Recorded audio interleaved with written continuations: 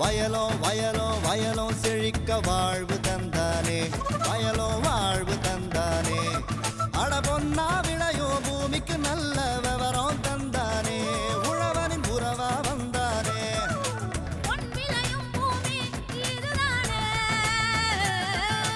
வயலோ வயலோ வயலோ செழிக்க வாழ்வு தந்தானே, வயலோ வாழ்வு தந்தானே. அட பொன்னா விளையோ பூமிக்கு நல்ல விவரம் தந்தானே, உழவனின் உறவா வந்தானே. தந்தன தந்தன தன தந்தானே, மண்வள பொங்கிட துணை வந்தானே. தந்தன தந்தன தன தந்தானே, மண்வள பொங்கிட துணை வந்தானே. வணக்கம் வேளாண் பெருமக்களே, இன்றைய பொன் விளையும் பூமி நிகழ்ச்சியில் முதலில் வருவது வேளாண் செய்திகள், வேளாண் சந்தை நிலவரம், வேளாண் வானிலை.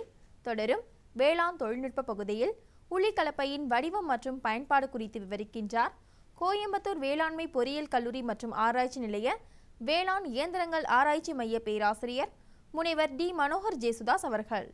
இனி வருவது வேளாண் செய்திகள்.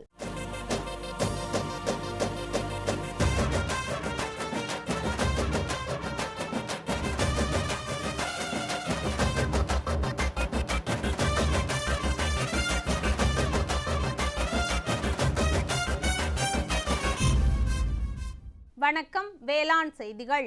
முதலில் வருவது மாத்தி யோசிச்சேங்க. தேசிய நீடித்த நிலையான வேளாண் இயக்கத்தின் மூலம் வெற்றி கண்ட பண்ணையாளர் விருதுநகர் மாவட்டம் காளையார்குறிச்சி கே பொன்னுசாமி தரும் தகவல்கள். வேளாண் ஆலோசனை நேரத்தில் கால்நடைகளில் ஏற்படும் உடற்செயலியல் மாறுபாடுகளும் அவற்றிற்கான தீர்வுகளும் குறித்து விளக்குகிறார் டாக்டர் சா ஈஸ்வரி அவர்கள்.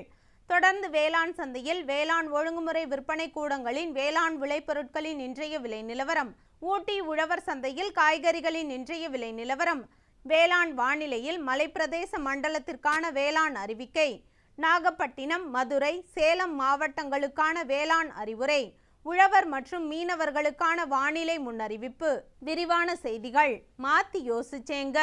வேளாண்மையாளர்கள் பருவநிலைக்கேற்ற பயிர்களை பயிரிட்டு அதன் மூலம் தங்களின் வாழ்வாதாரத்தை பெற்று வருகின்றனர். இதனால் அவர்களுக்கு வருமானம் என்பது நிலையற்றதாகிறது. காரணம் பருவநிலை மாறுபாட்டிற்கு உள்ளாகின்றது.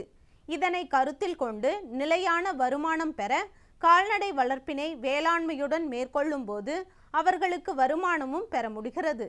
இது எவ்வாறு சாத்தியமாயிற்று என விருதுநகர் மாவட்டம் காளையார்குறிச்சி வேளாண்மையாளர் கே பொன்னுசாமி அவர்களை கேட்டபோது,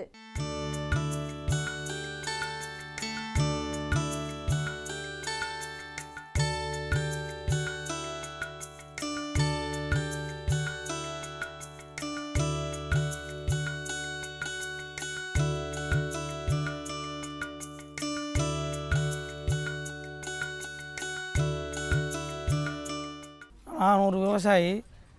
நான் ஒரு 4 ஏக்கர் விவசாயம் பண்ணிக்கிட்டு வரேன். ஒரு 2.5 ஏக்கர் நெல் சாகுபடி பண்ணியிருக்கோம். இதை வந்து சிவகாசி வேளாண்மை துறையிலேருந்து வந்து நெல் பயிரை பார்வையிட்டாங்க. கறவை மாடுக்கு எதுவும் நோய் வந்து விவசாயி பாதிக்கப்படக்கூடாதுன்றக்காக இன்சூரன்ஸ் எல்லாம் பண்ணி கொடுத்துருக்காங்க. நாங்கள் இந்த கறவை மாடு மூலம் விவசாயத்தையும் பார்த்துக்கிட்டு பால் வியாபாரம் பண்ணி எங்களுக்கு ஒரு முதலீடு வர்ற மாதிரி ஏற்பாடு பண்ணி கொடுத்துருக்காங்க. இந்த மாட்டோட சாணி, கோமியம் இதுகளெல்லாம் நாங்கள் விவசாயத்துக்கு பயன்படுத்துகிற மாதிரியும், விவசாய கழிவுகளான கூலம் இந்த மாதிரி இதுகளை மாட்டுக்கு தீவனமாக பயன்படுத்துகிற மாதிரியும் எங்களுக்கு விவசாயிகளுக்கு எந்த ஒரு பொருளும் வேஸ்ட் ஆகாமல் பயனடைகிறோம். எங்களுக்கு மாடு ஒரு வருஷத்துக்கு உள்ள எந்த ஒரு பாதிப்பு அடைஞ்ச விவசாயம் நஷ்டப்படுவாங்கன்றக்காக மாட்டுக்கு இன்சூரன்ஸ் எல்லாம் பண்ணி கொடுத்துருக்காங்க. அதன் மூலமும் நாங்கள் பயனடைகிறோம். அங்கே நெல் 3.5 ஏக்கர் நெல்லும் வந்து ஜேஜிஎல்ன்ற நெல் வகையான ரகம் போட்டிருக்கோம். மேலும் விவரம் பெற கே பொன்னுசாமி அவர்களை 09486287297 என்ற கைபேசி எண்ணில் தொடர்பு கொள்ளலாம். இனி வருவது வேளாண் ஆலோசனை நேரம்.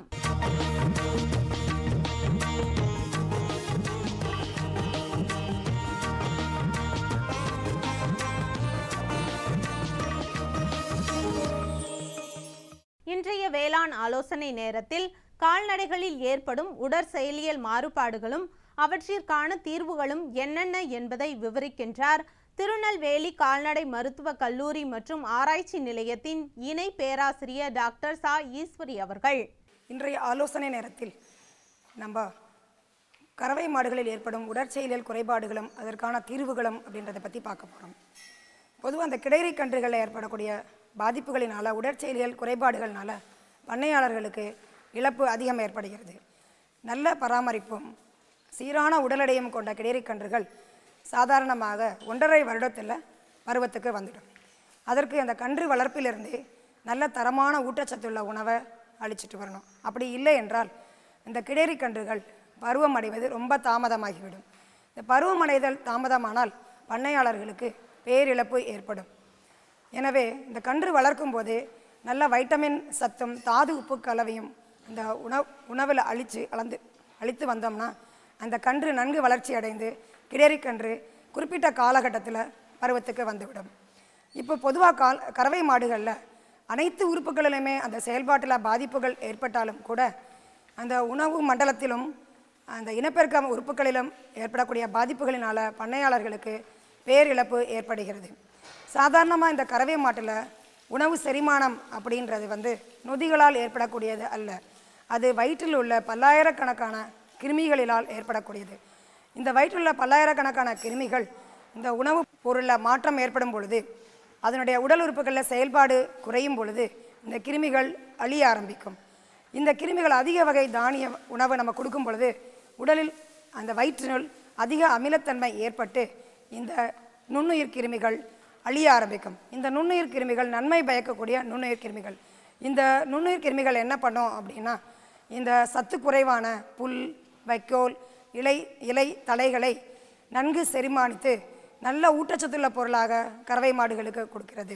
தானிய வகை தீவனத்தை அதிகமாக அளிக்கும் பொழுது அந்த அமிலத்தன்மை அதிகமாக ஏற்படும். சில மாடுகளில் அந்த இடது பக்க வயிற்று பகுதியை ரொம்ப உப்பி போய் காணப்படும். அதை தட்டி பார்த்தோம்னா டும் டம்னு சத்தம் கேட்கும். இதை வயிற்று உப்பிசம் அப்படின்னு சொல்லுவாங்க. எனவே தானிய வகை தீவனத்தை அதிகமாக மாடுகளுக்கு அளிக்கக்கூடாது. இந்த பொங்கல் காலகட்டத்தில் இந்த மாடுகளுக்கு வரக்கூடிய மிக முக்கியமான பிரச்சனையே இதுதான். எனவே இந்த கறவை மாடுகளில் முறையான தீவனத்தை அளித்து நன்கு பராமரிக்க வேண்டும். இந்த சினை மாடுகளில் இந்த கன்று விசிறுதல் அப்படின்றது அதிகமாக காணப்படும். இந்த கன்று விசிறுதல் அப்படின்றது என்னென்னா இந்த கன்றுக்குட்டி கர்ப்பப்பையில் வளர்ச்சி அடையாமல் சிதைந்து போய் வெளித்தள்ளப்பட்டுவிடும். இந்த சினை மாடுகள் நோய் தொற்று ஏற்படும் பொழுது இந்த கன்று விசிறுதல் அதிகமாக காணப்படும். மேலும் சினை மாடுகளில் இந்த மாவுச்சத்து குறைபாட்டினால நச்சுத்தன்மை இரத்தத்தில் கலந்து இந்த கன்று விசிறுதல் ஏற்படுவதற்கு வாய்ப்புகள் அதிகம். இப்போ சினை மாடுகள் கன்று போட்ட பிறகு அதுக்கு ஏற்படக்கூடிய பாதிப்புகள் என்ன அப்படின்னா நஞ்சுக்கொடி தங்குதல், பால் காய்ச்சல் மற்றும் பால்மடி வீக்கம் அப்படிம்பாங்க. இந்த நஞ்சுக்கொடி தங்குதல் அப்படின்னா என்ன அப்படின்னா பொதுவாக சினை மாடுகள் கன்று ஈன்றவுடன் உடனடியாக நஞ்சுக்கொடியை வெளியே தள்ளிவிடும். இது சாதாரணமாக நடக்கக்கூடியது. ஆனால் சில மாடுகளில் இந்த நஞ்சுக்கொடி வெளியே வராமல் உள்ளேயே தங்கிடும். அதனால் என்ன ஆகும், அந்த நஞ்சுக்கொடியிலிருந்து நச்சுப்பொருட்கள் வெளியாகி அவை இரத்தத்தில் கலந்து இந்த கறவை மாடுகளை பாதிக்க ஆரம்பிக்கும். அந்த நச்சு பொருள் அந்த பாலிலும் சுரந்து வெளியே வர ஆரம்பிக்கும். இந்த கறவை மாடுகளில் நஞ்சுக்கொடி வெளித்தள்ளாமல் இருக்கும் பொழுது உடனடியாக கால்நடை மருத்துவரை அணுகி அந்த நஞ்சுக்கொடி வெளித்தள்ளுவதற்கு வைத்தியம் பார்க்க வேண்டும். அடுத்தபடியாக பால் காய்ச்சல். இந்த பால் காய்ச்சல் அப்படின்றது சினை மாடுகளில் அதிக பால் உற்பத்தி உள்ள மாடுகளில் கன்று போட்ட உடனே இந்த பால் காய்ச்சல் ஏற்படும். இது சுண்ணாம்பு சத்து குறைபாட்டினால ஏற்படுகிறது. இந்த பால் காய்ச்சல் ஏற்பட்ட மாடுகளில் அந்த மாடுகள் மிக சோர்வாகவும் எழுந்திருக்க முடியாமலும் அதனுடைய உடல் வெப்பநிலை மிகவாக குறைந்தும் தீவனம் எடுக்காமலும் காணப்படும். அதனால் என்ன ஆகும் அப்படின்னா அதனுடைய உற்பத்தி குறைந்துவிடும். உடனடியாக கால்நடை மருத்துவரை அணுகி சுண்ணாம்பு சத்து ஊசி போட்டுக்கிட்டோம்னா இந்த பால் காய்ச்சல்லேருந்து நம்ம கறவை மாடுகளை காப்பாற்றி விடலாம். அடுத்து இந்த மடி வீக்க நோய் அப்படின்றது. இந்த மடி வீக்க நோய் எப்படி ஏற்படும், எதனால் ஏற்படுது அப்படின்னா இந்த கறவை மாடுகளில் நல்ல சுத்தமில்லாத மாட்டுத் தொழுவம், அதனுடைய பால் காம்பில் ஏற்படக்கூடிய சின்ன சின்ன காயங்களை கவனிக்காமல் விட்டுறது, பால் மடியை நல்ல சுத்தமான தண்ணீரால் கழுவாமல் இருக்கிறதுனால இந்த மடி வீக்க நோய் ஏற்படுது. இதற்கு பண்ணையாளர்கள் அவங்களுக்கு தெரிஞ்ச வைத்தியத்தை பார்த்திங்கன்னா அந்த பால் காம்பு பாதிப்படைஞ்சி பின்னாளில் அதை பால் உற்பத்தியை சுத்தமாக நின்று போயிடும். அதனால் உடனடியாக கால்நடை மருத்துவரை அணுகி அந்த மடி வீக்க நோய் தாக்கம் ஏற்பட்ட காம்பில் வைத்தியம் பார்த்து காப்பாற்றிக்கலாம். ஸோ இவ்வாறு கால்நடைகளின் பல்வேறு உறுப்புகளில் ஏற்படக்கூடிய சின்ன சின்ன உடற்செயலில் குறைபாடுகளை தெரிந்து கன்று ஈன்றது முதல் அந்த கன்று அடுத்த கன்று போன்ற வரை போடுறவரை அதை பாதுகாத்து நம்ம பேணி பாதுகாத்து வளர்த்து வந்தோம்னா பண்ணையாளர்கள் அதிக லாபம் ஈட்ட முடியும். மேலும் விவரம் பெற டாக்டர் சா ஈஸ்வரி அவர்களை 09840798305 என்ற கைபேசி எண்ணில் தொடர்பு கொள்ளலாம். விளம்பர இடைவேளைக்கு பிறகு வேளாண் செய்திகள் தொடரும்.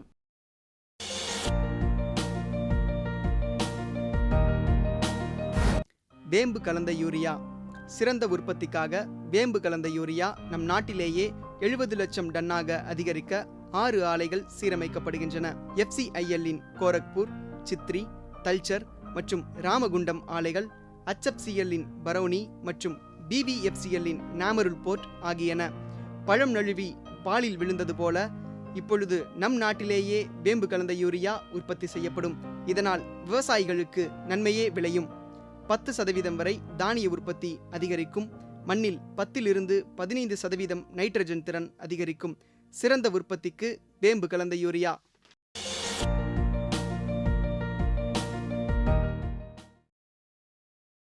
இனி வருவது வேளாண் சந்தை.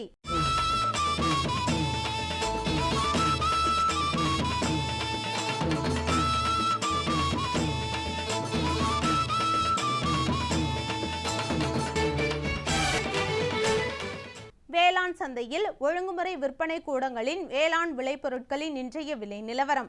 கம்பு இதர ரகம் தேனியில் குறைந்தபட்சமாக 1770 ரூபாய்க்கும் அதிகபட்சமாக 1840 ரூபாய்க்கும் விற்கப்பட்டது. சோளம் இதர ரகம் அருப்புக்கோட்டையில் குறைந்தபட்சமாக 1800 முதல் 1850 ரூபாய்க்கும் தேனியில் 1480 முதல் 1560 ரூபாய்க்கும் விற்கப்பட்டது.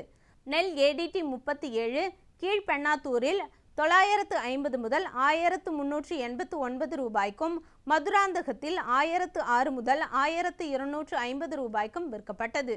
நெல் சோனா அம்மூரில் 1398 முதல் 1496 ரூபாய்க்கும் ஆரணியில் 1203 ரூபாய்க்கும் விற்கப்பட்டது. கேழ்வரகு இதர ரகம் உளுந்தூர்பேட்டையில் குறைந்தபட்சம் மற்றும் அதிகபட்சமாக 2326 ரூபாய்க்கும் வேலூரில் 2111 ரூபாய் முதல் 2335 ரூபாய்க்கும் விற்கப்பட்டது. தொடரும் வேளாண் சந்தையில் ஊட்டி உழவர் சந்தையில் காய்கறிகளின் இன்றைய விலை நிலவரம்.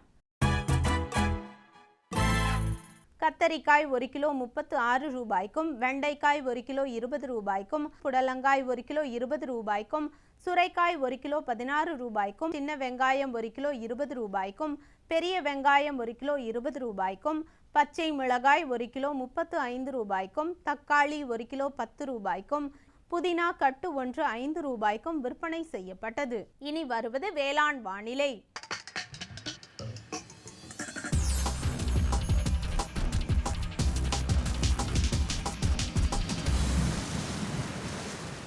வேளாண் வானிலையில் மலைப்பிரதேச மண்டல பகுதிகளான நீலகிரி மற்றும் கொடைக்கானல் ஆகியவற்றில் காற்றின் வெப்பநிலை அதிகபட்சமாக 28 டிகிரி செல்சியஸ் ஆகவும் குறைந்தபட்சமாக 15 டிகிரி செல்சியஸ் ஆகவும், காற்றின் ஒப்பு ஈரப்பதம் 72% காற்றின் வேகம் மணிக்கு 4.6 கிலோமீட்டராகவும், மண்ணின் ஈரப்பதம் 15 சென்டிமீட்டர் ஆழத்தில் 30.1% மண்ணின் வெப்பநிலை 15 சென்டிமீட்டர் ஆழத்தில் 17.1 டிகிரி செல்சியஸ் ஆகவும், மழையின் அளவு 1.8 மில்லிமீட்டராகவும், சூரிய கதிர்வீச்சு 519.1 கலோரி பெர் சென்டிமீட்டர் ஸ்கொயராகவும், வளிமண்டல அழுத்தம் 848 ஹெக்டாபாஸ்கல் அளவாகவும், இலையின் ஈரப்பதம் மணிக்கு 3ஆகவும் இருந்தது.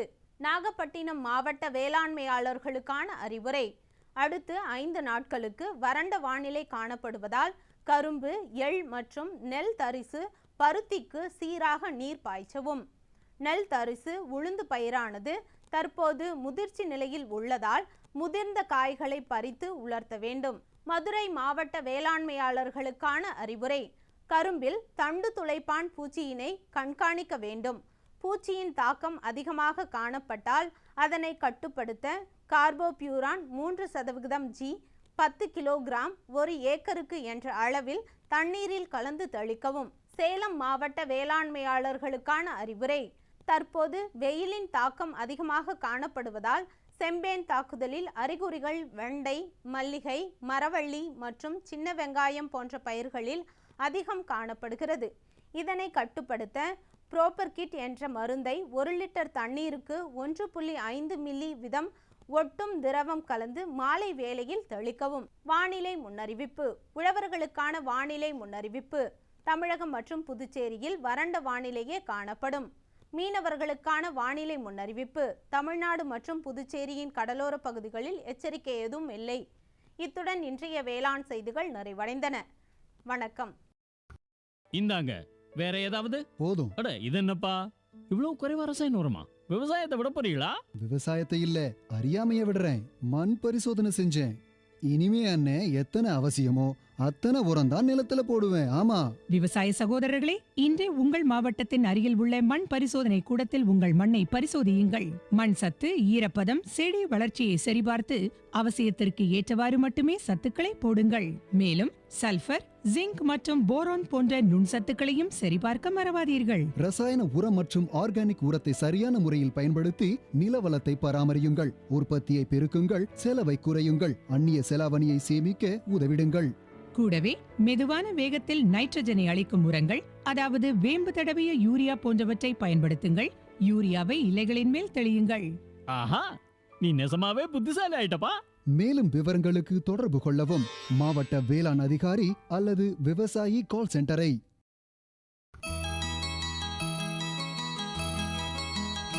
இன்றைய வேளாண் தொழில்நுட்ப பகுதியில் வேளாண்மையாளர்கள் தெரிந்து கொள்ள வேண்டியது உளிக்கலப்பை. நிலத்தை ஆழ உழுவதற்கும் மண்ணின் பயன்பாட்டிற்கு தக்கவாறு மாறுபடுத்தவும் இது வேளாண்மையில் பயன்படுகின்றது. மேலும் இதன் பயன்கள் குறித்து விவரிக்கின்றார் கோயம்புத்தூர் வேளாண்மை பொறியியல் கல்லூரி மற்றும் ஆராய்ச்சி நிலைய வேளாண் இயந்திரங்கள் ஆராய்ச்சி மைய பேராசிரியர் முனிவர் டி. மனோகர் ஜேசுதாஸ் அவர்கள்.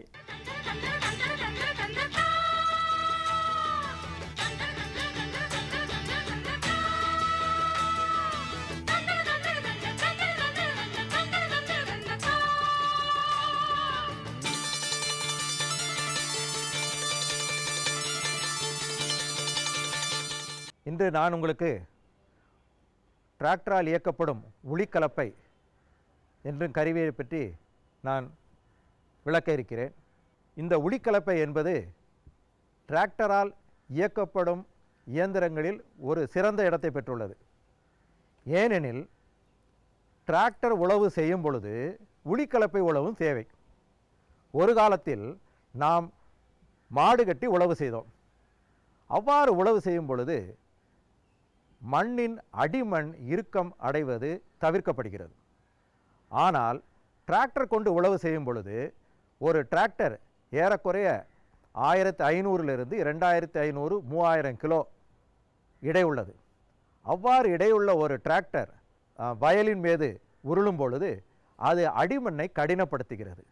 சாதாரணமாக இந்த இடை மட்டும் கடினப்படுத்துவதில்லை, இந்த டயர்கள் சுற்றும் பொழுது ஸ்லிப் அப்படின்னு சொல்லுகிறோம். அப்பொழுது ஷியர் காம்பாக்ஷன் அப்படின்னு சொல்கிறோம். அதனால் அடிமண் அழுத்தப்படுகிறது. நாம் எப்பொழுது உழவு செய்கிறோம்? மண் ஈரமாக இருக்கும் பொழுது உழவு செய்கிறோம். ஆனால் மண் ஈரமாக இருக்கும் பொழுது உழவு செய்தால் அடிமண் கடினப்படுவது அதிகமாகிறது. அதே நேரத்தில் மண் காய்ந்து இருக்க நிலையில் நாம் உழவு செய்தால் அதிகமான இழுவிசை வேணும், கட்டிகளாக உடைக்கப்படுகிறது. சரியான உழவு என்பது சரியான ஈரப்பதத்தில் பண்ணுவதாகும். முக்கியமாக நாம் ஃப்ரையபிள் ஸ்டேட் அப்படின்னு சொல்லுவோம். அதாவது நாம் மண்ணை ஒரு கை எடுத்து அழுத்தி அதை நாம் விரிக்கும் பொழுது அந்த மண்ணும் பூ போல் விரிந்தால் நாம் அதை ஃப்ரையபிள் ஸ்டேட் என்று சொல்லுகிறோம். அவ்வாறு உள்ள நிலையில் நாம் உழவு செய்தால் அந்த மண் நாம் எந்த ஈரப்பதத்தில் உழவு செய்கிறோம் என்பதை நாம் கட்டுப்படுத்த இயலவில்லை. ஆகவே நாம் உழவு செய்யும் பொழுது அடிமண் கடினப்படுவது நடக்கிறது. மேலும் இக்காலங்களில் நாம் இன்னும் அதிக திறனுடைய டிராக்டர்கள் மற்றும் இன்னும் பேருந்து லாரிகள், நாம் கரும்பு விவசாயத்தில் பார்த்தால் சுகர்கேன் ஹார்வெஸ்டர்கள் இருக்கிறது. அதேபோல் சுகர்கேன் வெட்டப்படும் கரும்புகளை எடுத்து செல்லக்கூடிய ட்ராலிகள் இருக்கின்றன. இவை யாவுமே அதிக எடை கொண்டவை. ஈரம் படும்போது அதிகமாக விரிவடைகிறது. ஆகவே காயும் பொழுது அதிகமாக சுருங்கி ஆழமான வெடிப்புகளை பூமியில் உண்டாக்கின்றன. ஆகவே இப்படிப்பட்ட மண் தன்மையுடைய மண்கள் தானாகவே தன்னை உடைத்து கொள்ளும். ஸோ அதனால் நாம் வெர்டிசால் அப்படின்னு சொல்லுகிறோம். இப்படிப்பட்ட மண்களிலும் அடிமண் கடினப்படுவது என்பது அதிகமாக நடப்பதில்லை. ஆனால் குறைந்த அளவு களிமண் உள்ளது. மேலும் செம்மண் பாங்கான பூமிகள், இவற்றில் அடிமண் கடினப்படுவது என்பது வெறு அதிக சாதாரணமான காரியம். அடிமண் கடினப்படுவதனால் நம்மளுக்கு என்ன இன்னும் நாம் பார்த்தால், கடினப்படுவது முதலாவது பயிருக்கு தீங்கு விளைவிக்கிறது. முக்கியமாக ஆழமாக வேர் செல்லும் பயிரான பருத்தி மற்றும் பயிர்களுக்கு அடிமண் கடினப்படுவதனால் நாம் அந்த வேர்கள் ஆழமாக சென்று நீரையும் சத்துக்களையும் உறிஞ்சாததனால் அந்த பயிர்கள் வேண்டிய மகசூலை கொடுக்காது. மேலும் மானாவாரி விவசாயம் செய்வதற்கு அடிமண் இழக்கப்படுவது, உடைக்கப்படுவது மிகவும் இன்றியமையாததாகும். அடிமண் உடைக்கப்படும் பொழுது நாம் மழை தண்ணீர் அடிமண்ணை உடைத்து கொண்டு கீழே செல்லுகிறது. நாம் அடிமண் கடினப்பட்டால் அது ஒரு இம்பெர்வியஸ் லேயர், தண்ணீர் புகாத ஒரு தடுப்பாக அது அமைகிறது. அடிமண் கடினப்பட்ட இடங்கள் அதிகமாக இருக்கும் பொழுது மழை நீர் வரும் பொழுது அவை கீழே செல்லாமல் ஓடி செல்கிறது. நாம் இன்று அதிகமான வெள்ளங்களையும் அதனால் உண்டாகும் சேதங்களையும் பார்க்கிறோம். ஒரு விவசாய பூமி எவ்வாறு நாம் அமைக்க வேண்டும் என்றால், அதிகமான நீரை பிடித்து தன்னகத்தே கொள்ளுமாறு அமைக்க வேண்டும். இது எவ்வாறு செய்வது? இதற்கு ஒரே ஒரு வழி உளிக்கலப்பை மட்டும்தான். அடிமண்ணை உடைத்து நீரை உள்ளுக்கு செலுத்துவது என்பது அதிகமான பரப்பளவில் செய்யக்கூடிய ஒரு கருவி இந்த உளிக்கலப்பை. ஆனாலும் இவற்றின் பலன் அநேகருக்கு தெரிவதில்லை. மானாவாரியில் பயிர் நிலைத்து நிற்பதற்கும் அது வாழ்ந்து அதிகமாக ஒரு பலனை தருவதற்கும் ஒரு முக்கியமான காரியம் நாம் உளிக்கலப்பை கொண்டு உழவு செய்வது. இவை கோடை உழவு என்கிறோம். கோடை உழவில் உளிக்கலப்பை கொண்டு உழவு செய்தால் இன்னும் ஆழமாக செல்லும். நாம் சாதாரணமாக உழவு செய்யும் பொழுது மேன்றாக இருக்கும் ஒரு 6 அங்குலம் மட்டுமே நாம் உழவு செய்கிறோம். அநேகமாக நீங்கள் சட்டி கலப்பை கொண்டு உழவு செய்தாலும் சரி, கொத்து கலப்பை கொண்டு உழவு செய்தாலும் சரி, 5 கொத்து கலப்பை கொண்டு உழவு செய்தாலும் சரி, எவற்றிலும் ஒரு 5 அங்குலத்துக்கு அதிகமாக நாம் உழவு செய்வதில்லை. பார்க்கறதுக்கு அதிகமாக தெரியும். விவசாயிகள் எவ்வாறு அடிமண் கடினப்படுவதை தடுப்பது என்றால் உளிக்கலப்பை கொண்டு உழவு செய்ய வேண்டும். அதிகமாக செம்மண் பாங்கான பூமி, களிப்பு அதிகமல்லாத பூமிகளில் முக்கியமாக மானாவாரி விவசாயம் செய்தால் கட்டாயம் உளிக்கலப்பை கொண்டு உழவு செய்ய வேண்டும். ஒரு 3 வருடங்களுக்கு ஒரு வருடமாவது நாம் உளிக்கலப்பை கொண்டு உழவு செய்யவில்லை என்றால் அடிமண் இறுக்கமாக ஆகிக்கொண்டே இருக்கும். நீங்கள் சாதாரணமாக உழவு செய்து முதல் உழவு செய்து, 2ஆம் உழவு செய்து, ரோட்டவேட்டர் போட்டு எல்லாம் போட்ட பிறகு கடைசியாக பூமிக்கு சென்று தயவு செய்து அந்த மண்ணை அகற்றி பாருங்கள். அதிகபட்சம் 2 அங்குலத்திலிருந்து 3 அங்குலத்துக்கு மேலாக அங்கே மணல் இருக்காது. ஆகவே நீங்கள் பயிர் செய்யும் பயிரும் ஆழமும் அவ்வளவுதான் செல்லும்.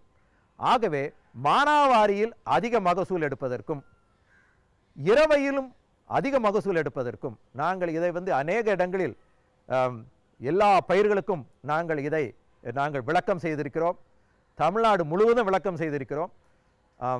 ஆகிலும் எல்லா இடங்களிலும் மானாவாரி இரவையிலும் உளிக்கலப்பை கொண்டு உழவு செய்யும் பொழுது அதிக மகசூல் கிடைக்கிறது. அது விவசாயிகள் சாதாரணமாக பார்க்கக்கூடிய விஷயம். ஏனென்றால் வேர்கள் ஆழமாக செல்கிறது, செடிகள் நல்லாக வளைகிறது, அடியில் உள்ள சத்துக்களை எடுக்கிறது, அதிகமாக ஈரச்சத்து கிடைக்கிறது. ஆனால் மானாவாரியிலும் இரவையிலும் அதிகமான மகசூல் கிடைக்கிறது. இந்த உளிக்கலப்பை ரொம்ப எளிதான ஒரு கருவி. இதில் ஒரு ஷேர் அப்படின்னு சொல்கிறோம். அந்த ஷேர் 20 அங்குலம், ஒரு 20 மில்லிமீட்டர் மட்டுமே உள்ளது. ஆகவே அநேக விவசாயிகள் எங்களிடம் கேட்பது, இவ்வளோண்டு ஒரு கலப்பையை கொண்டு எங்கே சார் உழவு செய்து எப்படி விதைக்கிறது? இது உழவு செய்து விதைப்பதற்கான கருவி இல்லை. இது பூமியின் அடிமண்ணை உடைத்து அதனால் பூமியை நீர் உள்கொள்வதற்காகவும் அதே நேரத்தில் வேர்கள் ஆழமாக செல்வதற்காகவும் வடிவமைக்கப்பட்ட கருவி. இது அடிக்கடி இதை தொட்டார் போல் ஓட்ட வேண்டியதில்லை. இது சரியான முறையில் பக்குவமான நிலத்தில் ஓட்டும் பொழுது இது ஒரு 30 சென்டிமீட்டர் முதல் ஒரு 45 சென்டிமீட்டர் வரை, இதில் பார்த்தீங்கன்னா எழுதியிருக்குது 45 சென்டிமீட்டர் வரைக்கும் ஆழம் செல்லக்கூடியது. அவ்வாறு செல்லும் பொழுது மேல்பாகத்தில், தரையின் மேற்பாகத்தில் ஒரு 1.5 அடியிலிருந்து 2 அடி வரைக்கும் உடைத்து செல்லும். ஸோ இவ்வாறு ஒரு வி வடிவ உடைப்பு ஏற்படும் பொழுது அதற்குள் நாம் நீர் அதிகமாக செல்லவும் எல்லாத்துக்கும் வழிவகுக்கிற மாதிரி இருக்கிறது. இவை இந்த கலப்பை உபயோகிப்பதற்கு நிறைய விவசாயிகள் முன் வந்திருக்கிறார்கள். நாங்கள் தமிழ்நாட்டில் 100கணக்கில் இந்த கலப்பைகளை கொடுத்திருக்கிறோம். வேளாண் பொறியியல் துறையிலும் இந்த கலப்பைகள் இருக்கிறது. இவை அநேக விவசாயிகள் வாங்கி பயன்பெற்றிருக்கிறார்கள். ஆகிலும் ஏன் இப்படிப்பட்ட கருவிகள் விவசாயிகள் மத்தியில் பரவலாக உபயோகத்தில் இல்லை அப்படின்னு நான் பார்த்தால், அநேகமாக டிராக்டர் விவசாயிகள் டிராக்டர் வைத்திருப்பதில்லை, வாடகைக்கு ஓட்டுபவர்களே சார்ந்திருக்கிறார்கள். வாடகைக்கு ஓட்டுபவர்கள் அதிகமான இடத்தை குறுகிய நேரத்தில் குறுகிய ஃபியூயல் செலவில் ஓட்டுவது எவ்வாறு அப்படி என்று பார்க்கிறார்கள். ஆகவே இவ்வாறு இந்த கலப்பை ஓட்டுவதற்கு அதிகமான இழுத்திறன் வேணும். ஒரு டிராக்டர், ஒரு 35 tractor, 45 HP tractor, 55 HP tractor இருந்தால் கூட சில நேரங்களில் இந்த கலப்பையை ஓட்டும் பொழுது திணறும். ஆகவே நாம் அறுவடைக்கு பின் ஓரளவு மண்ணின் ஈரப்பதம் இருக்கும் பொழுது நாம் உளிக்கலப்பை கொண்டு நாம் உழவு செய்யலாம். இந்த கலப்பையை கொண்டு உழவு செய்து மகசூல் அதிக அளவு நாம் எட்ட முடியும். நாம் இதுக்கு அதிகமான உரங்களை போடுவதோ செலவு செய்வதோ தேவையில்லை. கலப்பை ஓட்டுவதற்கு மட்டும் நாம் டீசலுக்கும் மற்றும் செலவு செய்தால் நாம் அதிகமான மகசூலை அடையலாம். இது எல்லா இடங்களிலும் விவசாய பல்கலைக்கழகங்களில் உண்டு, கேவிகேசிலும் இருக்கிறது. இதோடைய விலை ஏறக்குறைய 12,000 ரூபாய் இருக்கும். நீங்கள் விவசாய பல்கலைக்கழகத்தை அணுகலாம். மற்ற வெளி ஆட்களும் இதை தயாரித்து கொடுக்கிறார்கள். டிராக்டர் கம்பெனிகளில் இதை கொடுக்கிறார்கள். நீங்கள் இப்படிப்பட்ட கலப்பையை வாங்கி பயன்பெறுமாறு கேட்டுக்கொள்கிறேன். மேலும் விவரம் பெற முனைவர் டி. மனோகர் ஜேசுதாஸ் அவர்களை 0422245756 என்ற தொலைபேசி எண்ணில் தொடர்பு கொள்ளலாம். சரிங்க சரிங்க. இவ்ளோ நேரம் சிரிச்சு யார்கிட்ட பேசிட்டு இருந்தீங்க? விவசாயிகள் கால் சென்டர் நிபுணர்கிட்ட பயிர்கள் பத்தின யோசனை கேட்டுட்டு இருந்தேன். காலையில சரி, மதியானம் கூடவா? விவசாயிகள் கால் சென்டர் காலையில 6 மணில இருந்து ராத்திரி 10 மணி வரை திறந்திருக்கும். ஞாயிற்றுக்கிழமை கூடவா? ஆமா, வருஷத்துல 365 நாளும் திறந்திருக்கும். விவசாயம் சம்பந்தப்பட்ட பிரச்சனைகளுக்கு தங்கள் மொழியில் உடனே தீர்வு பெற இந்தியாவில் எங்கிருந்தும் எந்த போன் மூலமும் தேசிய ஹெல்ப்லைன் நம்பர் 1800-180-1551 தொடர்பு கொள்ளவும். 28/3/2016 திங்கட்கிழமை அன்று பொன் விளையும் பூமி நிகழ்ச்சியில் மாத்தி யோசிச்சேங்க. கறவை மாடு வளர்ப்பில் வெற்றி பெற்ற பண்ணையாளர் எம். தனலட்சுமி தரும் தகவல்கள். வேளாண் ஆலோசனை நேரம். கிருஷ்ணகிரி, திருவாரூர், தேனி ஆகிய மாவட்டங்களுக்கான வேளாண் அறிவுரை. வேளாண் தொழில்நுட்ப பகுதியில் மரவள்ளி கிழங்கு தோண்டி எடுக்கும் கருவியின் அமைப்பு மற்றும் பயன்கள் குறித்து கோயம்புத்தூர் வேளாண்மை பொறியியல் கல்லூரி மற்றும் ஆராய்ச்சி நிலைய வேளாண் இயந்திரங்கள் ஆராய்ச்சி மைய பேராசிரியர் முனைவர் ஆர். கவிதா அவர்கள் தரும் விளக்கம் ஆகியன இடம்பெறும். நேயர்களே, இன்றைய நிகழ்ச்சியில் இடம்பெற்ற அனைத்து பகுதிகளும் உங்களுக்கு மிகவும் பயனுள்ளதாக அமையும் என்று நம்புகின்றோம். பொன் விளையும் பூமி நிகழ்ச்சியினை நீங்கள் இணையதளத்தின் வழியாகவும் பார்க்கலாம். எங்களின் இணையதள முகவரி www.youtube.com/user/agriculture-chennai மற்றும் www.ddpodigai.org.in. ட்விட்டர் மற்றும் ஃபேஸ்புக் ஆகிய சமூக வலைத்தளங்களில் அக்ரி-டிடி சென்னை என்ற முகவரியில் பார்த்து பயன்பெறலாம். உங்களது கருத்துக்கள் மற்றும் ஆலோசனைகள் வரவேற்கப்படுகின்றன. அனுப்ப வேண்டிய மின்னஞ்சல் முகவரி ddagri05chennai@gmail.com. வேளாண்மை குறித்த விவரங்களை பெற www.farmer.gov.in என்ற இணையதளத்திலும் 1801801551 என்ற தொலைபேசி எண்ணிலும் தொடர்பு கொள்ளலாம். மீண்டும் அடுத்த பொன் விளையும் பூமி நிகழ்ச்சியில் சந்திப்போம். நன்றி, வணக்கம்.